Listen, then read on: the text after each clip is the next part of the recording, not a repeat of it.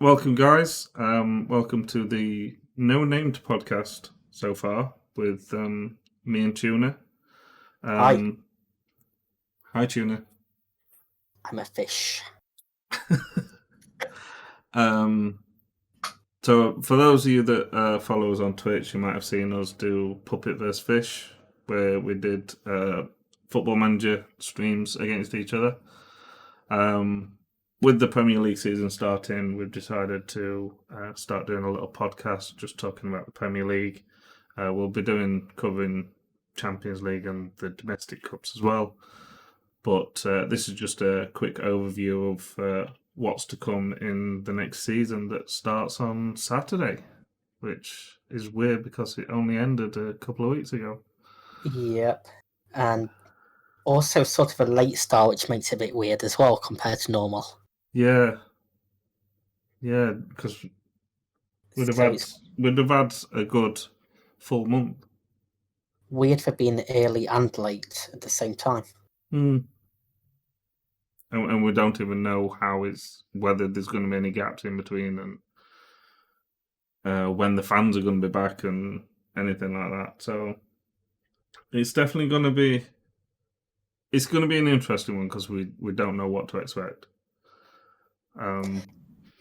Completely different from last season, where obviously we headed into it expected to know just a regular Premier League season, well, as regular as football gets.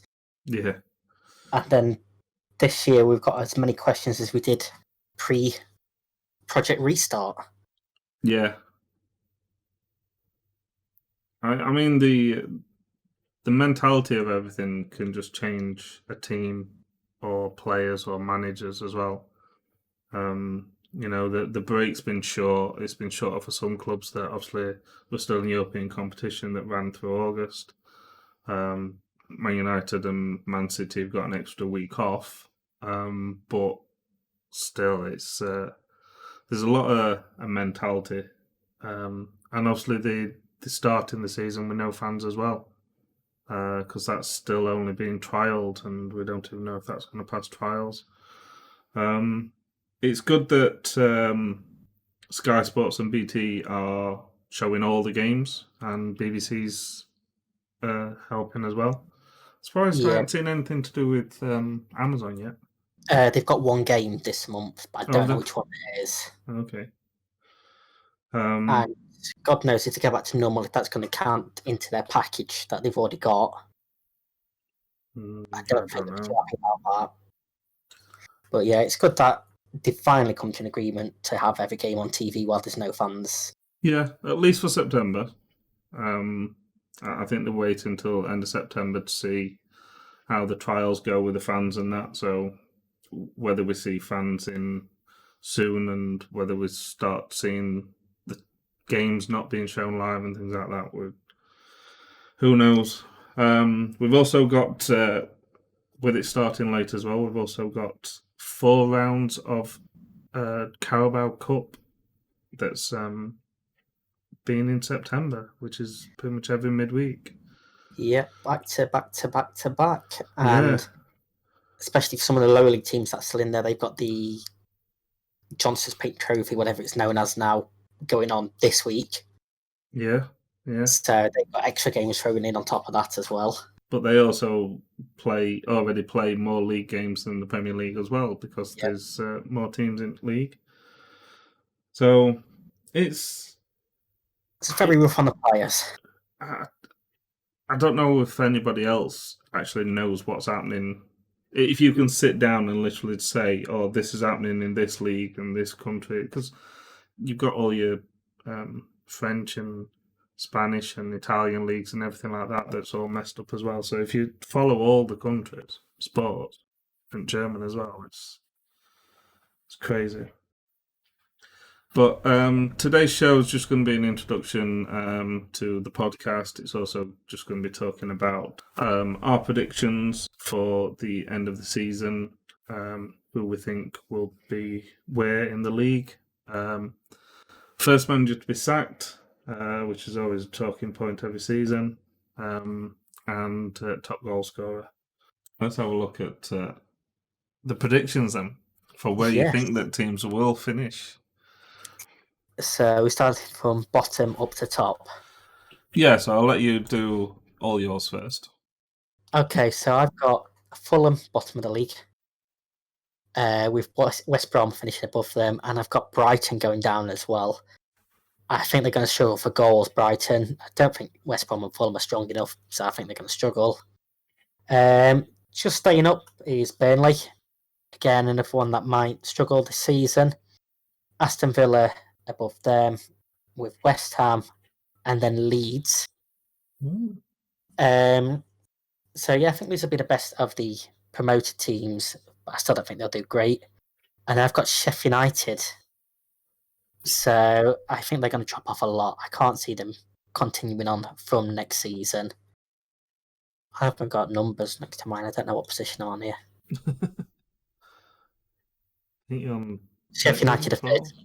Yeah. So 12th, I've got Newcastle, sort of Newcastle position. Palace in 11th. And then top half, I've got Southampton in 10th. Everton in 9th. Arsenal in 8th. I think they're going to struggle again this season. And I just think the other teams above them are better. Mm-hmm. Seventh place for Leicester, which is a bit of a drop off from last season. But I don't think they've strengthened as much as the teams that they were battling. Spurs in 6th. Wolves in 5th. And then my top 4, I've got Manchester United in 4th place. I knew that would come in. A massive shock here. Manchester City in 3rd. Really? I've been switching them between his top 3 positions all the way along, and I don't know. Something tells me that they're going to struggle this season even more, and Chelsea have just improved. So I've got Chelsea in 2nd and Liverpool 3rd. But honestly, any of them top 3 could be in any of them positions. I've changed them so many times. So send them over to me as well, just so that I've got a record. Okay, so when you started reading them, I thought you was reading my screen. So rock bottom in 20th, I've got Fulham. In 19th, I've got West Brom. And then in 18th, I've got Brighton. So exactly the same as you. Yeah. But then it goes completely different. So 17th, I've got Aston Villa. 16th, I've got Leeds. 15th, I've got West Ham. 14th, I've got Newcastle. 13th, I've got Crystal Palace. 12th, I've got Southampton. And 11th, I've got Sheffield United. So again, I've got Sheffield United dropping off a bit. But this is where I think you had these in 12th or 13th. In 10th, I've got Burnley. I had Burnley 17th. So 17th. Oh, okay. Big difference there. 9th. This is where I get Arsenal Fan TV on my back if any of them ever watch this. 9th, I've got Arsenal. 8th, I've got Everton. 7th, I've got Wolves. 6th, I've got Spurs. 5th, I've got Leicester. 4th, I've got Chelsea. 3rd, you haven't bought anyone, dude. Liverpool. You've not improved. You're keeping the same team for far too long. Man United 2nd and Man City in 1st. So then my question is, do you think one signing of Van der Beek is going to close the 30-point gap? But is it going to be a 30-point gap? Well, going from last season, that's the difference at the moment. But you can't go off last season though. You said it yourself when we had a discussion around Christmas that Liverpool was lucky to win a lot of their games. So on that, you was lucky to have that many point gap. You haven't improved your squad. You've still got a fantastic squad, but you haven't improved your squad. You're playing the same players. You might change your tactics, you might not.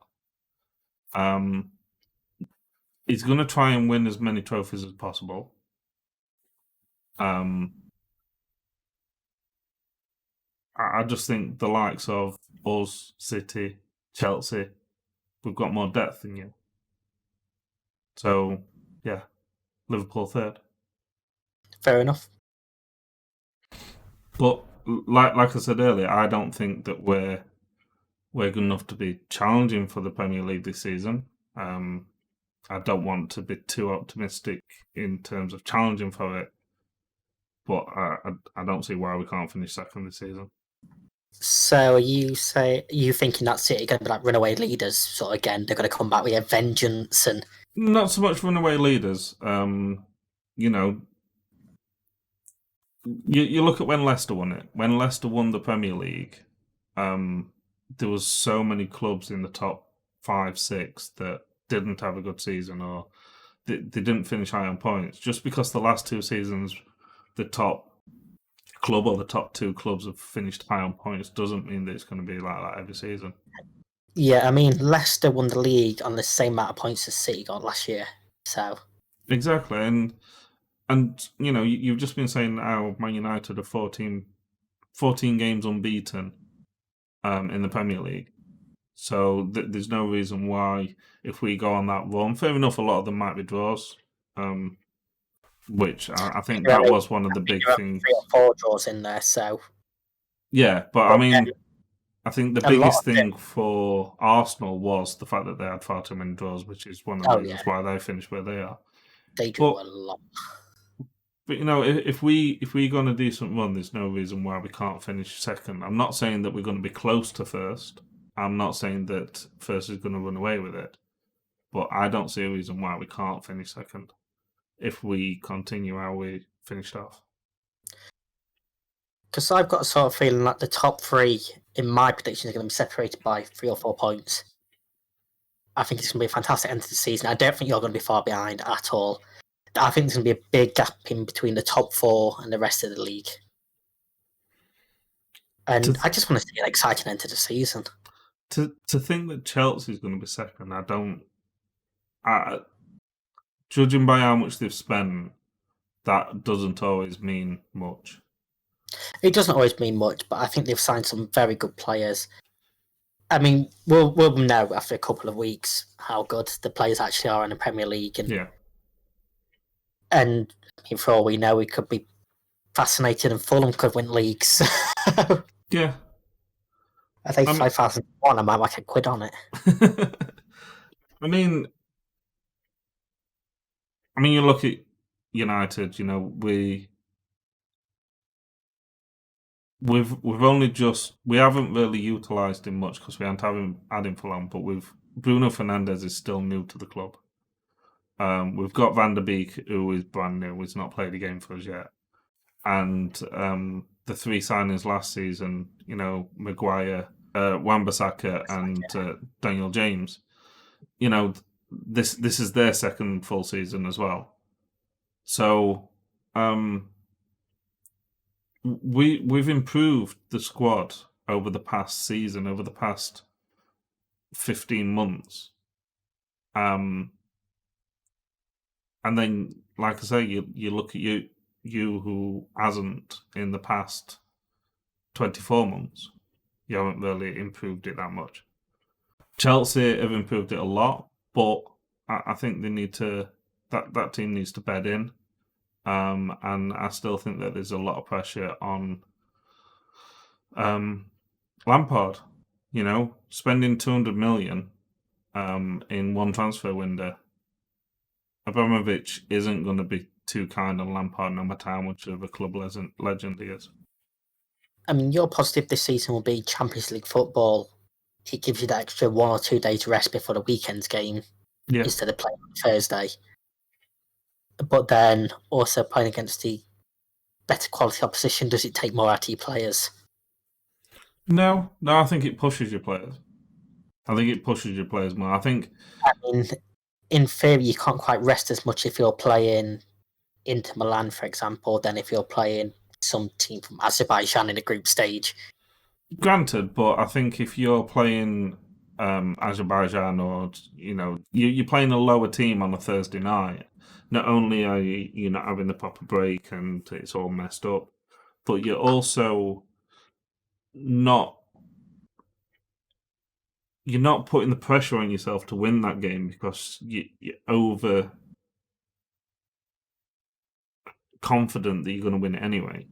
And I think if you're playing better teams midweek, that just pushes your training. That improves your training because you're pushing to play against a bigger team. You're changing your tactics. And if you have a good game against Barcelona and you beat them 1-0 or you draw 1-1 with them, then you're hyped up for the next weekend. Your players are all on a good buzz. Whereas if you beat... Obviously, it's that trade off. Like I say, a lot of your games in Europa League last season, it was sort of a reserve squad, weren't it? So there were a few first teamers in there, but Yeah. majority of them were like younger players, which you can't really do in the Champions League. But if you had a team, your first team that played on a Thursday night against some team from Czech Republic, and you beat them 4-0, are you that hyped up ready for the weekend compared to if you drew 1-1 with Barcelona, who had a fantastic game, or just beat them 1-0? There's a massive difference in how confident the team is. There's a massive difference in the training that you do before the European game. If you put more effort into the training because you're playing a big game midweek in Champions League compared to playing on a Thursday night, and you're not travelling as far either when you're playing in Europe as well, it makes a big difference. Yeah, obviously, say it depends on the player, really. If they have the mentality to push themselves through that, because obviously they will be working a lot harder than against Barcelona than the Czech Republic team. And I like to think most of the bigger teams do have the right mentality for that sort of stuff. All I know is going to be one interesting season. Yeah. For every possible reason out there. It definitely is. And I think one thing that is going to be interesting is what manager gets sacked first. Do you like that segue? I do like that segue. Just straight on in there. So I've got a list of 4 who I struggle to narrow it down from 7, to be honest with you. But I've got a list of 4, and one of them's probably a controversial choice. One of them we kind of discussed about it earlier, and another one just because I don't think they're going to do very well. So I'll go first. So my first one is Scott Parker, Fulham, just because I think they're going to struggle this season, and I don't really know how much time Fulham give their managers or how much time they'll give Scott Parker. Bielsa at Leeds United. Championship is completely different to Premier League. I'm not saying that Championship is lower level or anything like that. It's just completely different mentality, pace, and everything like that. So there's going to be a lot of pressure on him to do well. Leeds fans love him, the club love him. I think the media love him. But if he has a bad start, then can he turn that club around after a bad start in the Premier League? Can he get ladders tall enough to look over the higher walls and fences of the Premier League clubs? Drones. He's invested in them with the promotion money. Another one, again, we mentioned earlier about potentially being taken over, and that's Steve Bruce at Newcastle. If they do get taken over, then maybe they get rid of Steve Bruce straight away. Maybe they give him a chance. If they don't get taken over and they have a bad start, it could be that they just get rid of him anyway. And then my final one is Slaven Bilic at West Brom. Again, I don't think West Brom's going to do very well. There might not be a lot of pressure on Slaven Bilic at West Brom. And again, I don't know how long they will give their manager, but I guess it just depends how bad the results are. If they're getting completely smashed or anything like that every week, then and if they get knocked out to the Carabao Cup early and things like that, then that can make a big difference for Slaven and for Scott Parker. So they're my 4. And who would you say is most likely to be first to go? I think Steve Bruce, just because. Because the takeover could happen tomorrow. Yeah. And pretty much. So I've got 2 same in there, Bilic for exact same reasons, and Scott Parker pretty much for the same reasons, and the fact that last time Fulham in the Premier League they went through 3 managers. So then I've got Dean Smith, Aston Villa, who I'm adamant is still only in the job because of goal line technology not working and saving them. I don't think he's a good manager. Simple as that. And Grealish is the only reason he's still there, really. And then my 4th one, and the one that I will pick as first, is David Moyes at West Ham. Okay.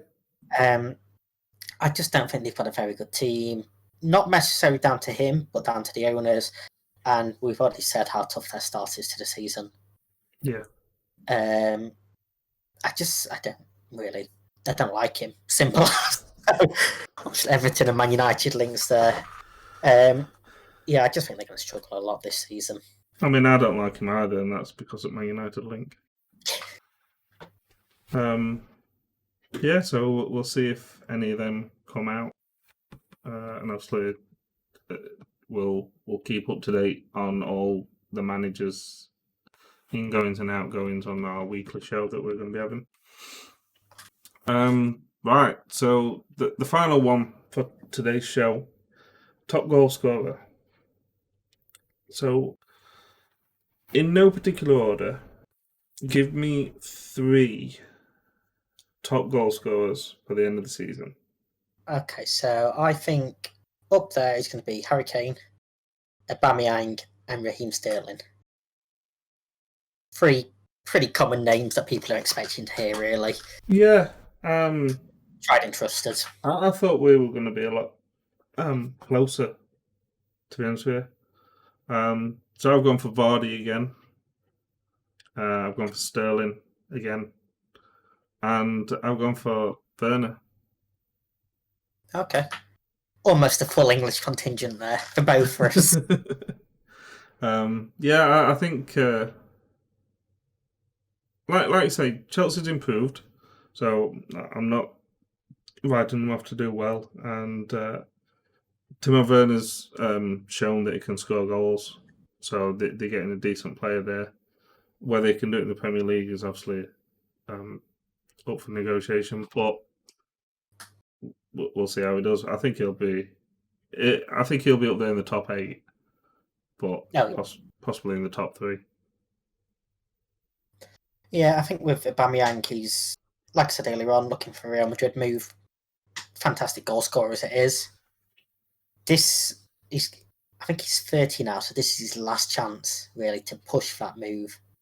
Yeah. And I think he's going to try and play his way out of Arsenal and make it so big teams can't not look at him. Yeah. We'll take him. Yeah, I'd happily take him. Kane just scores goals. Penalties. Yeah, he scores goals. He might not know about him sometimes as well, but yeah. And, swears on his daughter's life when he don't touch the ball, but that's a different matter. And Sterling, like I say, fantastic. He should score a lot more as well, considering how many he does score. I think he's another one that sometimes is a bit too ball greedy. He definitely likes to. I mean, he scores goals and he scores good goals. He's a good player. He works hard, but I do think that sometimes. I'm not sure if there's like some kind of competition in the dressing room between him and the others scoring the goals, but it definitely looks like he's more for scoring a goal than he is for setting somebody else up. Yeah, I mean, if I had to pick one of the three to be top scorer, I'd pick Sterling. Just for that Yeah. difference, really. If you start scoring some of these tap ins instead of missing them, he's one away. Yeah. It's definitely a good one to. I mean, I think that Vardy should have had a lot more games for England than what he has done.